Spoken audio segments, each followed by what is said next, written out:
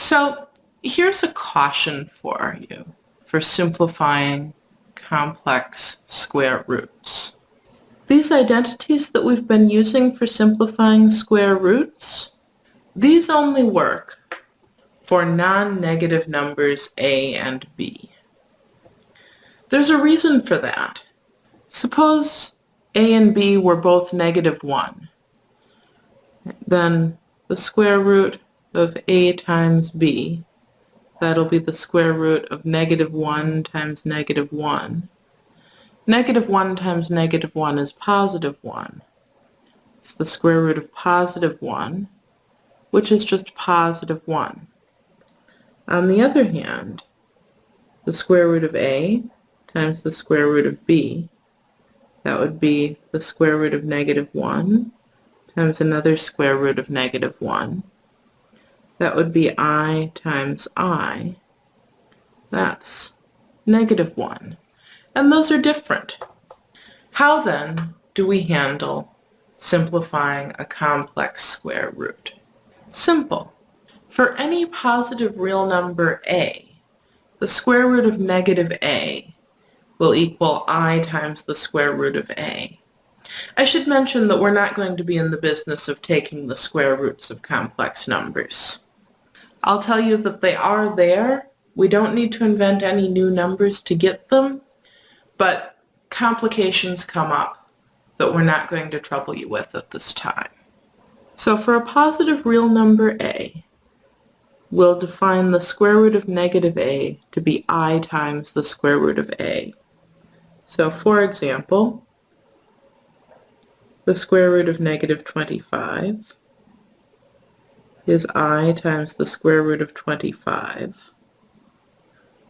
So that'll be, since the square root of 25 is 5, I times 5, or 5i. This will always be our first move when we go to simplify any expression involving the square roots of negative numbers.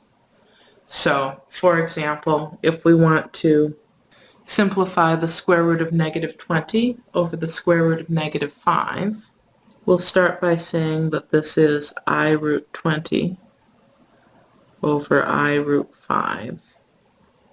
Notice the i's cancel. We get root 20 over root 5. So root 25ths, that is root 4, which is 2. Not bad. Or if we wanted to simplify the square root of -98, our first move would be to say that that is I root 98. And then, hunting through the perfect squares, we'll find that 98 is 49 times 2. Root 49 is 7, so that's I times 7 root 2, which we'll usually write as 7i root 2. Notice this order. This is the typical order. First, our rational number, and then I, and then the radical last. Again, we like to write radicals last so that it's easy to see which numbers are inside the radical. I'm going to have you try one of these. Simplify the square root of -75. Pause the video and try this now.